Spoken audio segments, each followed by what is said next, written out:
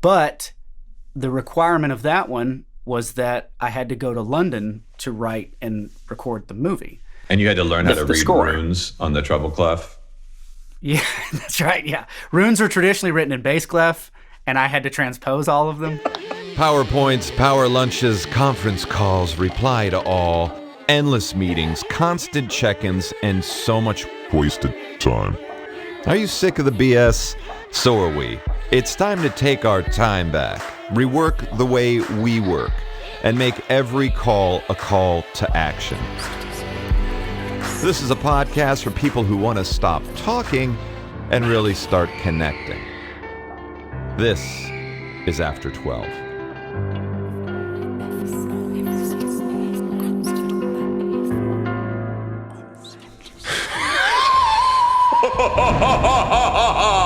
Ladies and gentlemen, welcome to After 12's Spooktacular Halloween episode.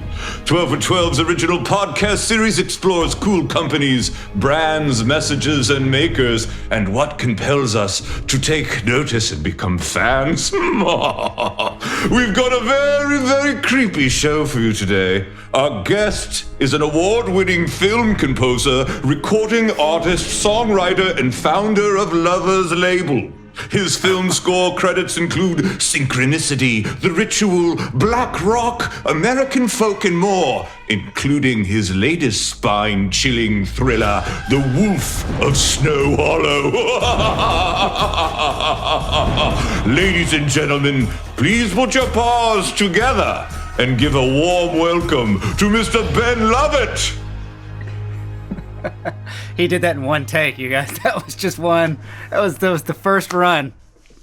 All in one. I forgot my costume. There it is. Oh. Very good. Very good.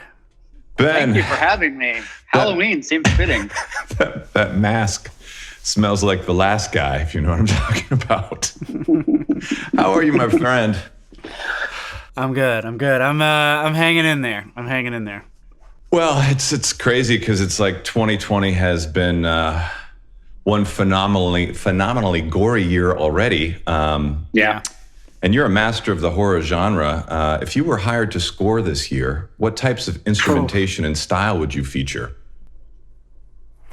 I think it would be all the notes all at once, just that. For an entire year. For a whole year, just that. Wow, man. I mean, you've been making music for the better part of 20 years, and I don't even know, how you go about doing it in a pandemic year. I mean, you've been creating scores and soundscapes for film for like 12 or 13 years. But before that, I mean, you've been in music pretty much your whole life. How did you get started? Yeah. What was the day one for you? Well, that's the interesting thing is it seems like I have been in it all my life, but it really didn't start, until I was like a teenager. Like I was 17 or 18 before I ever attempted to play an instrument. Like I as you know, like I grew up in Georgia in a very sort of rural part of the state, and grew up in a kind of in a situation where there weren't really people around who played instruments. Like I never really, the lady who played organ at the church was like, the closest thing I knew to like a musician. So it just wasn't really something that ever felt like it was available, like an option. It just never really seemed like it was just something that other people did, I guess. Until I discovered punk rock, and then I sort of discovered like the whole philosophy of like, well, it doesn't really matter if you know how to play or not. You just do it anyway. If you have a certain amount of conviction and you have something to say and you have something that you need to get out, and it was more about expression than sort of musicianship, and that was sort of a way in for me. It was like, oh, okay.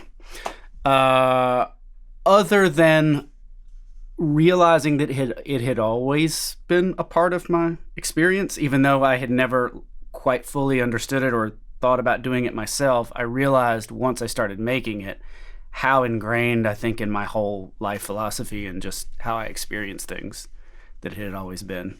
Well, definitely. I mean, from the moment I met you, I knew you were an artist. I knew that you were compelled to tell stories, but also to express. And that's like in everything that you've done in your whole life, it is to express something beautiful and really something different. Film scores.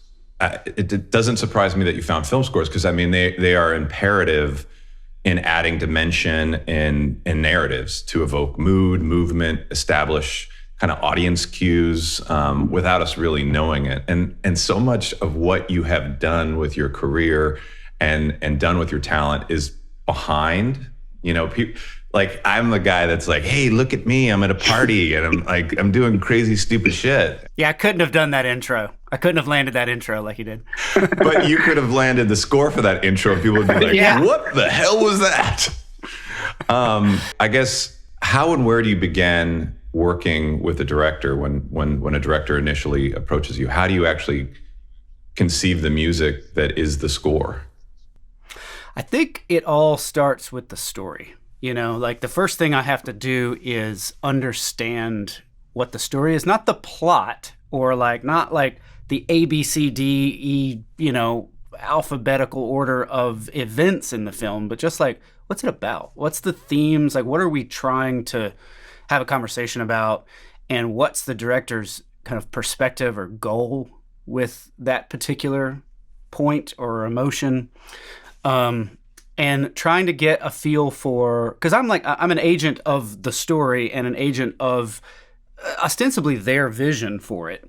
But, fortunately I've arrived at this point where I'm often being treated more like a collaborator, in the sense of like, they want me to interpret their idea for how they want to tell that, or interpret their perspective and put something else into it, other than say just, them handing me blueprints to what kind of birdhouse they want built, And so that's usually, as a starting point, it's just trying to understand the story and look for something in it that I can personally identify with. Like just something, because I gotta understand it, and I gotta have something to actually, like, a basis to come from of experience, so I sort of know how to describe those feelings as they exist to me. Because I guess that's like the best way you can hope to reach someone else, is to do your best to describe it the way you understand it, in terms of talking about emotions and feelings. Because odds are that's not a particularly unique experience if, this sounds scary while that doesn't, or whatever, I don't know. So I guess I could have reached for this one too. This was a lot closer. You're like in a... they're everywhere. Exactly. You're like the Neil Peart of like synthesizers and keyboards and vibranium. Yeah.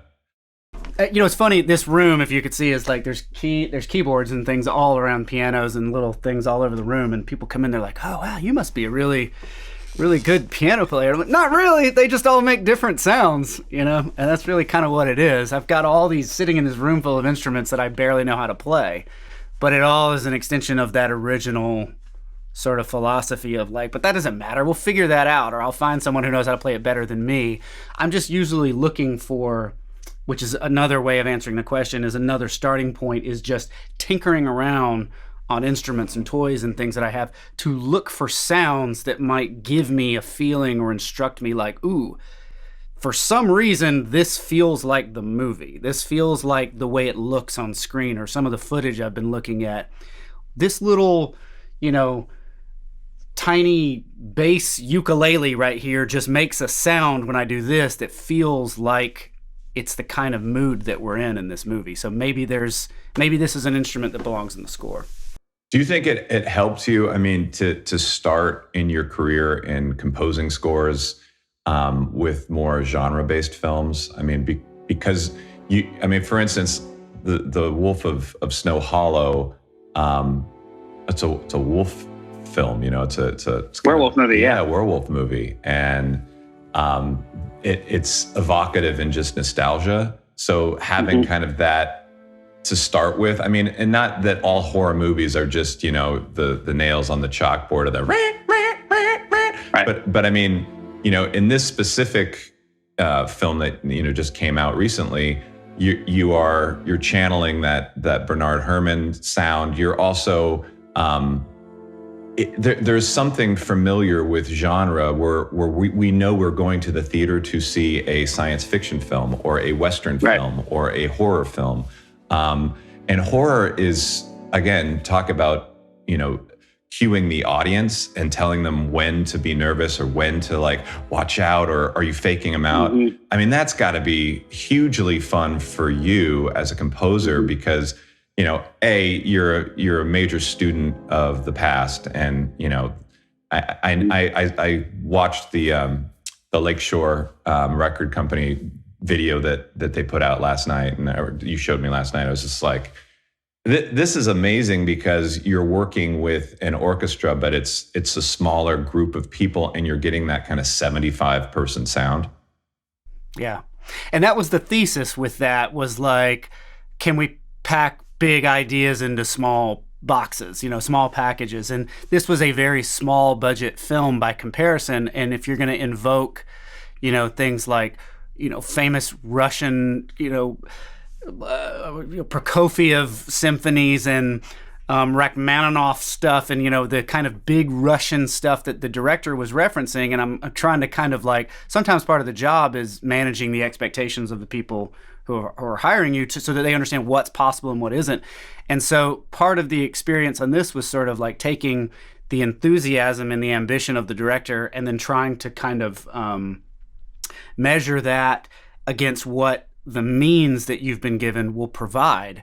And in this particular movie, there's this containment that I felt like existed within the fact that it's all takes place in this one small little ski town, right? You're in this one little resort town in Utah the whole time.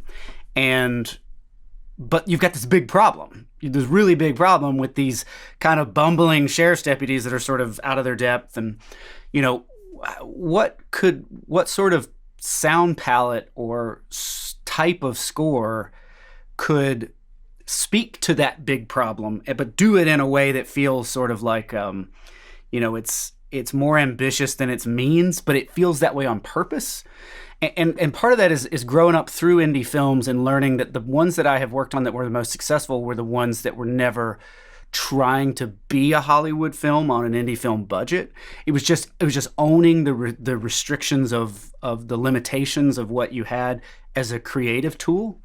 And I think there's something very instructive in that, because it starts to eliminate possibilities that you shouldn't go chasing after anyway, because it's just going to make it even more difficult. You should just pick which crayons feel like they're the ones that are the color of the movie and just work with that set. You don't need 10 purples. Just pick which purple is the closest, and then get your orange, and then get your red. You just got one of each, not 5 or 6 or 7. And that's a little bit of a part of the process. I think no matter what your budget or what size sort of the movie is, but in this particular case, it felt like it was an extension of what's on screen. It felt like if we have this very ambitious, big feeling score on a smaller ensemble of instruments that are just really, really getting after it. There's only 4 or 5 horns that I was able to have in the room, but the parts that they're playing and the sort of the room we recorded it in can kind of make up for a little bit of where normally you've got 60 or 70 people playing the stuff orchestrally, and we had 10 or 12. How do you sort of find a middle ground in that, and how does that speak to the aesthetic choice for the movie? Well, and when you're making something like this, I mean, having that entry point thematically, again, the comparison of this, this Russian virtuoso who's done stuff for Orson Welles and for Hitchcock, and kind of knowing that it is a werewolf feature. But I think about something else when you did the score for the movie The Wind, which is, a prairie town, in the 1800s, and the wind is kind of part of the sound design of the film. So it is a character in the film. And I mean, I guess when you have infinite possibility, Ben, how the fuck, excuse my language, do you get started in even like, okay, what direction are we going to go? That's the hard part. Right? Yeah, and it's never been more challenging than now when you have access to so many pretty good sounding versions of things that, even if you can't get a real cellist in the room, there's software options available to you that sound pretty good. So you kind of do fall into this paradox of like, even just the tangible physical instruments that are sitting around me in the room I'm in now can sometimes be like anxiety inducing because there's just too many options. Right. How do you decide? And that's why I say I always try to look to the story, and I try to look at, like, as a composer, I have the benefit of like a whole bunch of other people's hard work on the screen. There's a TV monitor over there. That's why I'm doing that. Before I even start. And so things like the cinematography and the performances and the direction and the editing, all that stuff is like instructive, and it all helps to sort of like define a direction and start to eliminate things that it isn't. And so with the wind, it was sort of like, maybe we should use wind instruments? It was just kind of like, duh. So it was like, why don't we use a flute? And then like I found this amazing flute player that plays with, everybody from Hans Zimmer to... You were going to do jazz up and down flute initially, Hollywood. right? Yeah. It's going to get some Ron Burgundy jazz flute. Who wants to hear Ron Burgundy play some jazz flute? I got this. Yeah. But she had a bass flute, which looks like a gigantic piece of plumbing equipment. I mean, I can't even show you. My wife has one on the bedside table. Nora, I'm sorry. It's huge. And that became like a principal instrument of that score, because there were sonic, tonal elements to even just her blowing through it, not even necessarily playing a note, that sort of spoke to, like you said, like the prairie, the 1800s, the way it's shot and the way it feels. So that's a lot of the early part of the process, is just trying to find what sounds like make it feel the way it looks. And I have to imagine that you have some directors that are very collaborative and some that are like, okay, Ben, do your magic and let me know. Yeah. I've worked with a lot of first-time directors throughout my career, something that it's taken a long time to look back and notice, but I've worked with a lot of directors that are on their first feature. Not necessarily their first movie. They've probably worked in other roles or capacities on films, maybe made a short, maybe made something in college that, was like a student thing or whatever, but I've worked with a lot of people who are doing their first like commercial project film. And so I've learned a lot about how to come in and help sort of anticipate some of the problems that we may run into, or just what hurdles may lie in the road. And it's encouraging, and sometimes it's the best and sometimes it's the worst for them to kind of say, just do your thing, you do you on the movie, which is sometimes like great, but other times it's like it's a lot harder to score a film for a director that's not quite sure what they want or doesn't fully. It's tough, because when they don't know what they want, they don't know what they don't like, and what they don't like is sometimes as instructive as what they do. So you don't waste time going off in this direction that's just like, who knew, like he's allergic to the harp, like just like anytime there's a harp in there he just hates it, which is a real life scenario. That's an example. So that's an example. Wow. Like I have a director who's just allergic to the harp. And if it's in there anywhere, he doesn't even know why. He's just like, I don't know about this one. And you're like, take the harp out, send it back. They're like, it's better. I like it. Yeah. So there's just little things like that. It's like you learn the sonic allergies of the people you work with. And that's why working with directors multiple times, you really start to hone in, like Jacob Gentry, David Bruckner, Dan Bush, like these guys who I've done multiple films with and known for a long time. I have more of a sixth sense about like what they like and don't. Yeah. Just musically in general. Let's talk about that for a second. The Ritual. An amazing film. It did well in the box office. I mean, it's a cult classic. It makes you think of Scandinavia in a completely different way, and it makes you want to stay on the trail. That score, again, beautiful totally spine curdling. Like how do you now? What's the process? Do you start off with a rough cut, like a fine cut? Is it a lock cut? What do you get when you have a director? Is it all across the board? It's always different. Yeah, and it tends to be different based on when I come on board the project. So that's either when they've hired me or when schedule permits, if maybe I'm already on board something, but I'm attached to a thing that I'm going to jump onto as soon as this one's done. Other times it's like okay, for instance, those two films, these last two that we talked about, The Ritual and The Wolf of Snow Hollow, totally different situations. On The Wolf of Snow Hollow, they had already shot the film and they had a rough cut of the edit, and it was completely not even anything on my radar. I didn't know anything. I didn't know this movie existed. And I got a call from a producer who I had worked with from a previous film like 5 years ago. He was a producer on this movie. So we got this cut, we got this werewolf movie, and would you be interested? And I'm like, tell me about this werewolf movie. Because it's just like, I haven't done one of those. Yeah. And when he said, have you heard of Jim Cummings?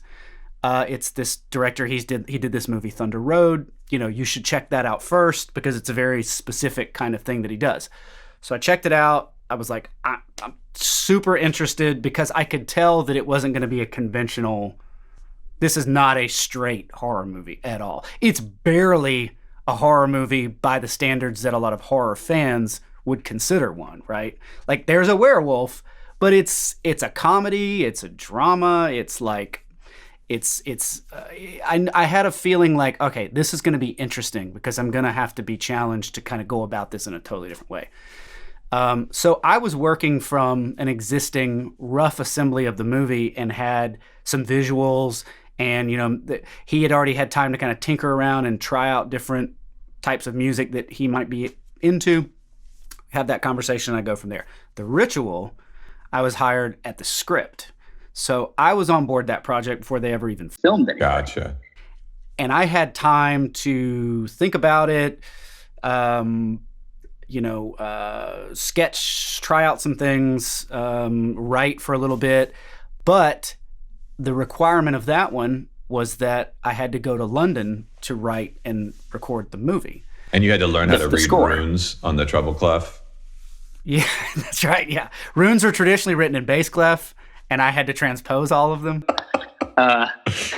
Yeah, so we wrote it in ancient Nordic hieroglyphics, and the players loved that. No, but I to make a long story short, I had to relocate to London for about 3 months to basically write and record and produce the score, just because of all the, films have a lot of, there's a lot of logistical things that go into how creative processes are done by way of boring stuff like time and budget and sometimes tax incentives. So this was a UK-based film. It had to be done in the UK. So it was like, we'd love for you to do it, but you got to come over here and do it. Do you have like players and a network of people in London? Google. Yeah. Do I have players in London? And I'm like, we don't know anybody over there. But, you don't say no. They're just going to go to the next guy. You make it until you make it. You just figure it out. Yeah. You do. So anyway, I fly over there, and that was a completely different experience because I'm fish out of water. I'm on the ground in London running around the city trying to like kind of source and put together a process and to record the score and figure out who's going to play on it, where are we going to record this thing, who's going to engineer it, who's going to help me put this stuff on charts. And they're all different. Jacob's last movie, Synchronicity, was analog synths. He wanted to do a Vangelis Blade Runner thing. That was just me in my room with a bunch of keyboards. Release. That is an amazing. Yeah. So that's okay. Going back to like channeling, a former auteur and the Blade Runner kind of feel. When you're using analog synths, these like I don't know what you were using, Korgs or whatever you had in there. I mean, wow. And that, again, brings out the feeling of the film. Like in that film, and if you haven't seen Synchronicity, please go and see it. It's amazing. But you are, again, it's one of these things I think people just don't realize because it's so unconscious to hear music in film and television and any media in general, that when you're listening to that, you feel like you are part of this very, digital future world. And it to me was so beautiful standalone too. And you would just never think about like, buying a record, putting it on and listening to it. And it's just this really cool analog space trip. Yeah. That's great. I mean, what's been amazing is that soundtrack, that score as a soundtrack album has had a whole secondary life after the film that has endured. And, sometimes it's just a case of right thing at the right time. And the interesting thing that most people don't know about my Synchronicity score, because I never told this story during all the press because it wasn't going to help, is that came out in 2016, at the beginning of 2016. I had actually done that score 4 years earlier in 2012 is when I actually wrote and recorded all that stuff. But for a long meandering story that isn't even interesting about just the mechanics of movies and the Hollywood process and stuff, it just took 4 years before that movie ever finally came out, right? Just who cares why, it just did. Well, the year it came out ended up then becoming, later that year, Stranger Things and the 5th anniversary of Drive got like an anniversary re-release on a ton of press. Mr. Robot came out that year. That Halt and Catch Fire show, which is Paul Hazinger from Tangerine Dream. So like it became the summer of the analog synth revival film music thing. It became like a subculture that year.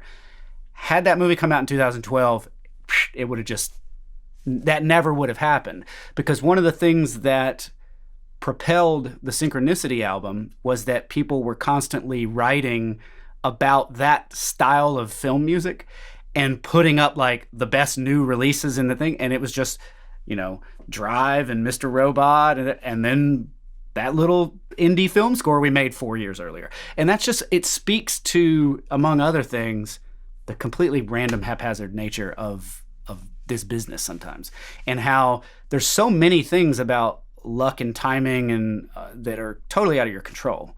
So you just have to stay focused on trying to do good work and do creative work and do things that you enjoy and feel like, are being imbued with like some kind of excitement or enthusiasm for what you're working on. Because I thought that thing would never see the light of day. I mean, I spent years going, well, I guess that movie's never going to come out. 3 years later, it hadn't come out by now. It's probably not going to.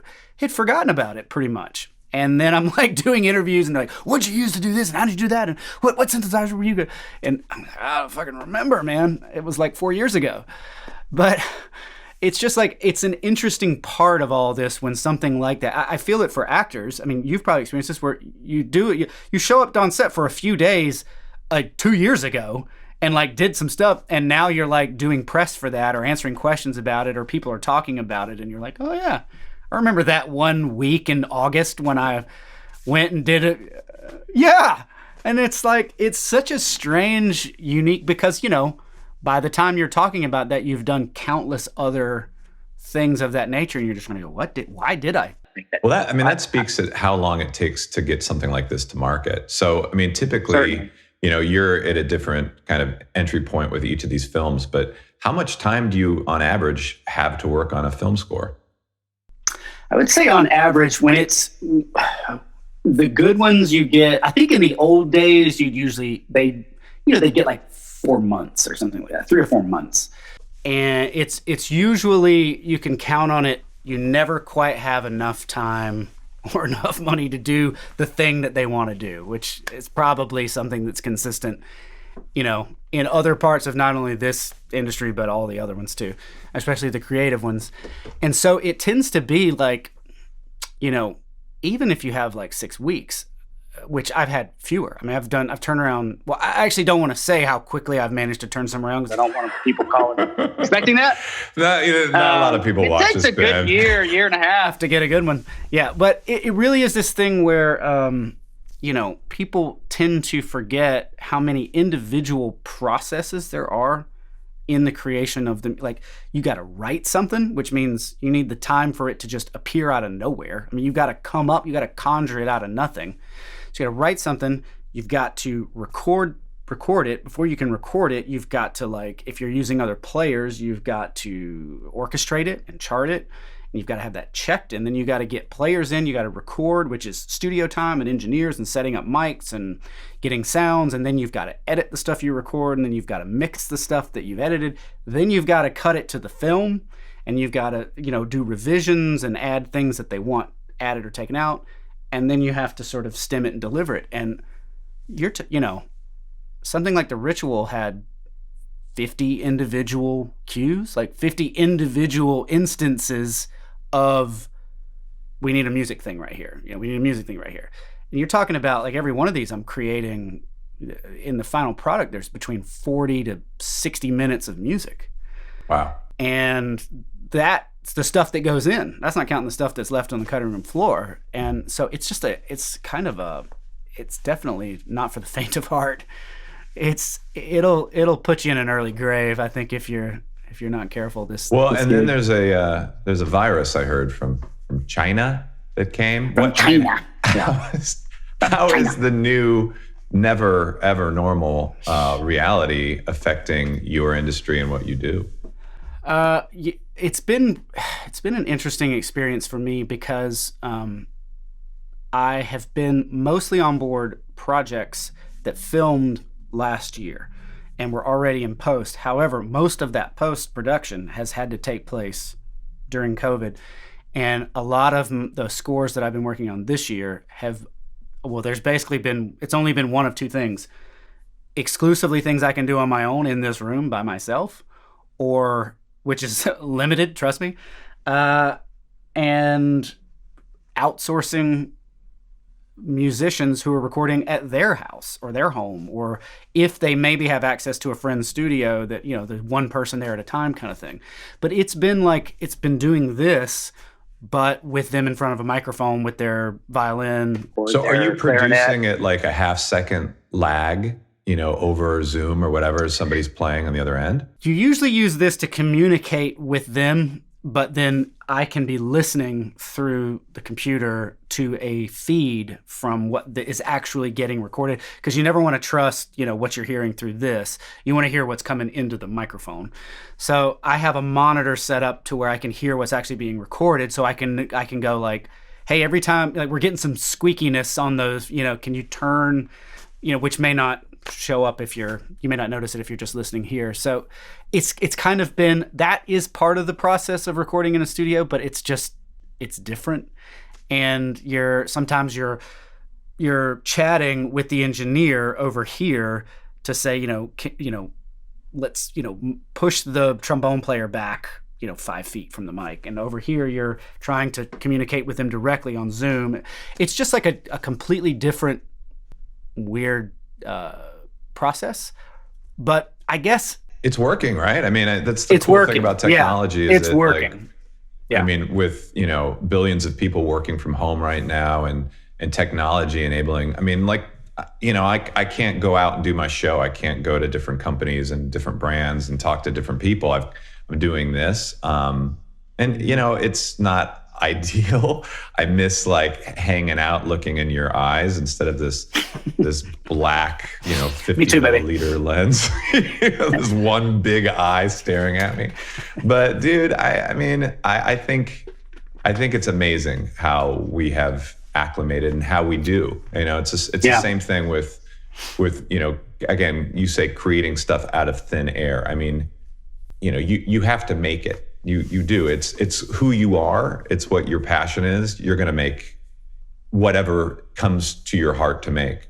Which brings me to my next question is, there was a band a few years ago called Lovett, and it was on the road and touring. What is going on with that side of your brain? Because I miss that side of you.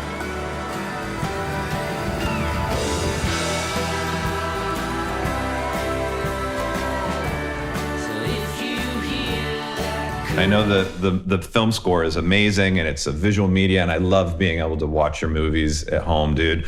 But I would love to see you perform. That's a good question. So I put out my first Love It record in 2011, and next year is the 10-year anniversary of that. And so what we have planned is as you know, I started a project at that time to create a little no-budget, epic masterpiece visual component for every one of those songs with a different director and different crew and everything.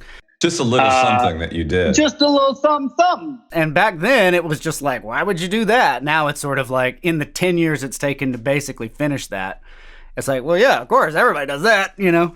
But and they do it on an iPhone, Ben, and it takes... And they do it on an iPhone. Yeah, we're out there lugging these red cameras that we had basically beg, borrow, and steal for up a mountain, very literally, to shoot some of them. But that project is basically going to finally come home next year. We were thinking about doing it this year, and then unfortunate global pandemic caused us to delay that plan. And us is basically myself and whoever will help me do this. The lost highway has been found, if you find it. Yeah. There are some people on board to sort of help this project, but we figured, well, I was like, well, next year's 10 years, why not just, it's the 10-year anniversary re-release with all the videos, all the pieces of art that we made surrounding that project.